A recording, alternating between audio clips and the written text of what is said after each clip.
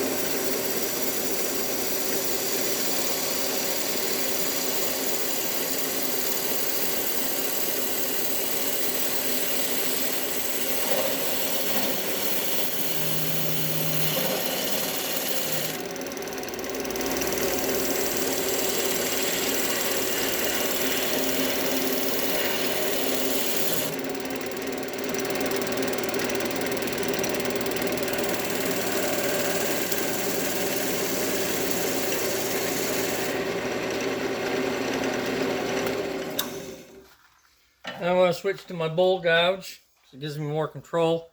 I want to round the ends and things like that. Got to clean up the top edge here.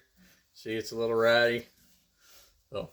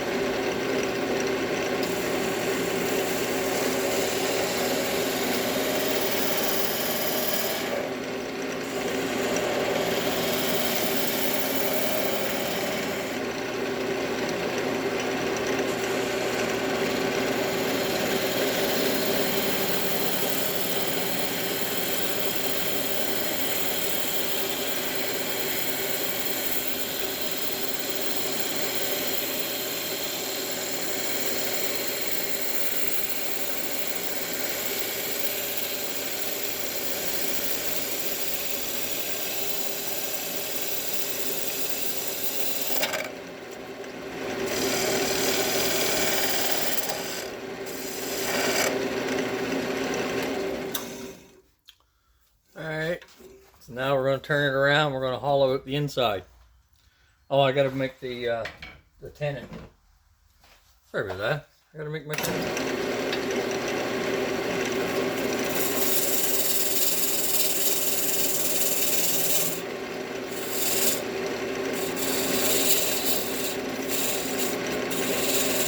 Gotta have some place to grab it.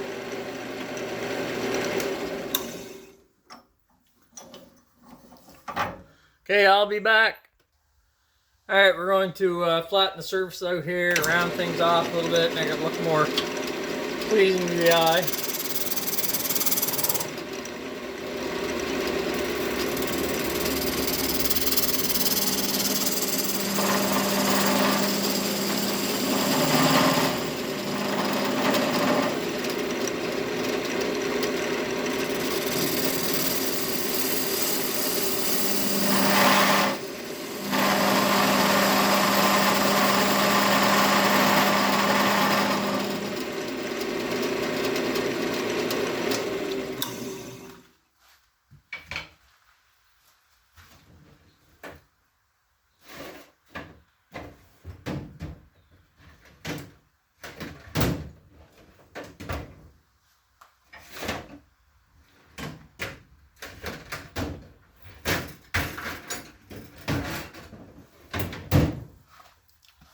Back in a minute. Okay, I changed my approach. This is ingrain, so an actual Fostner bit works better to drill the hole, so we're going to drill.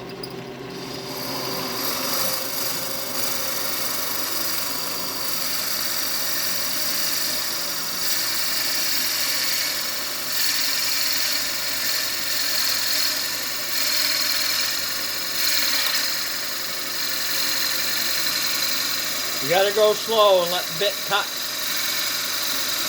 Try not to overpower the motor. When I'm doing this, it takes a lot of power, so I listen for my motor, and you can hear if the motor's working hard or what. So that's what I listen for.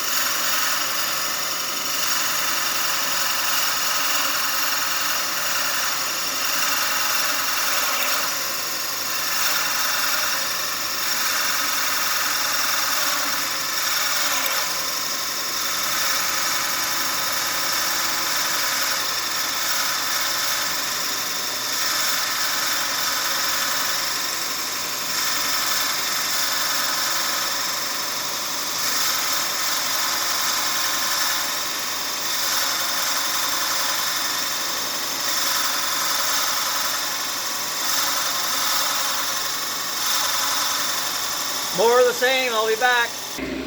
Okay, so I switched to my scraper, turned the speed up a little bit, and we're going to try to use a scraper on the end grain. It usually goes a lot easier.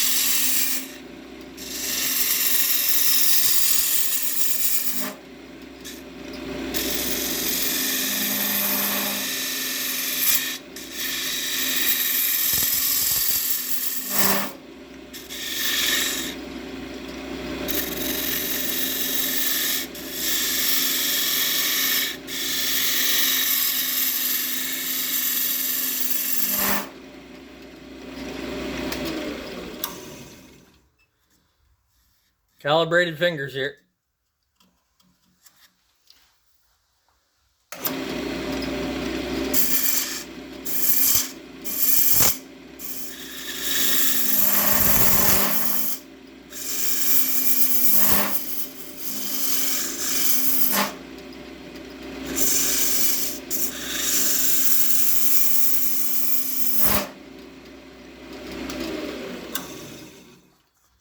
You want to keep it thin because you want it to resonate. You want it to vibrate with the music or whatever you're listening to. All right, so I've got another smaller Forstner bit. I'll put that in and go a little deeper.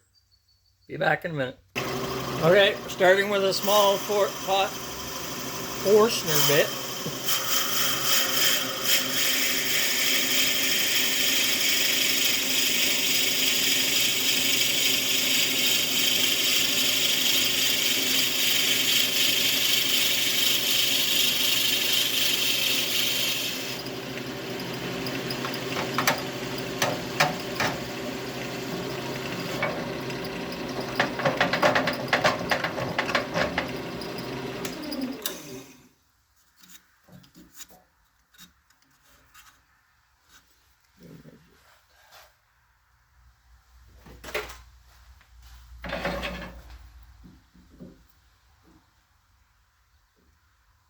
Checking my depth. I've got to go another inch. Another inch. So another inch is going to give me just to the bottom of this hole here.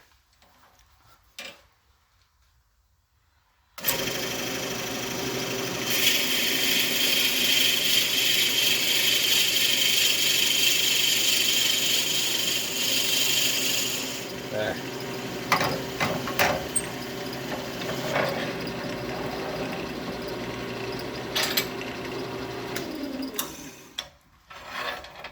So now we're going to finish it off with a chisel.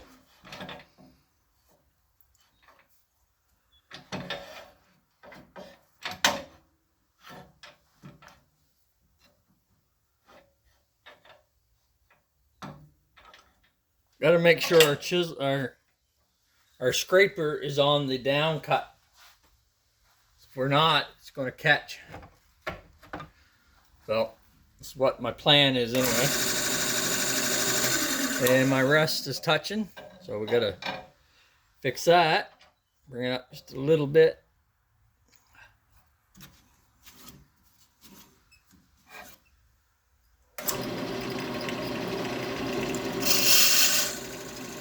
Well,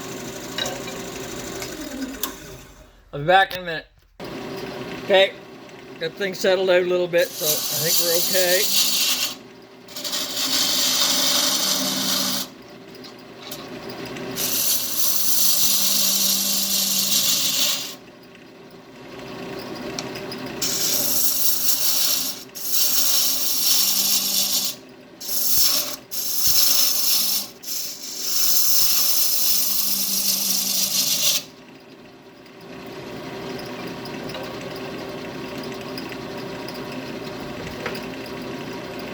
Something a little bit more control, maybe.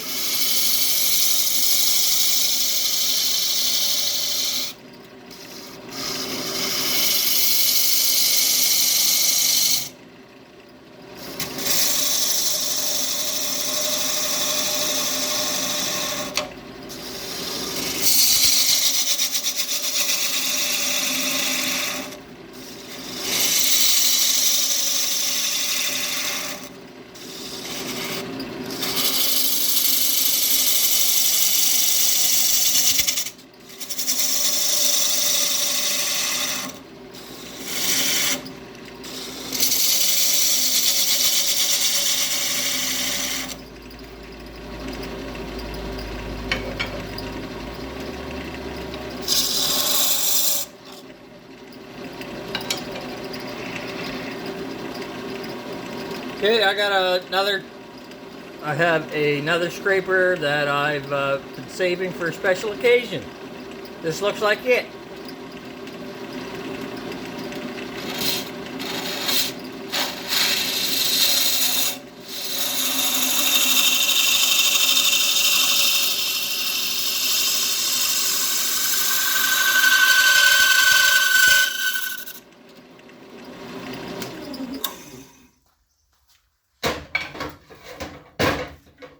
All right.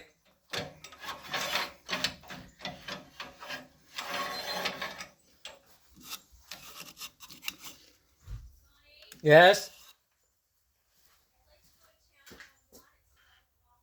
Yeah. Set. All right. A little bit of sanding. Clean her up. Make her look good.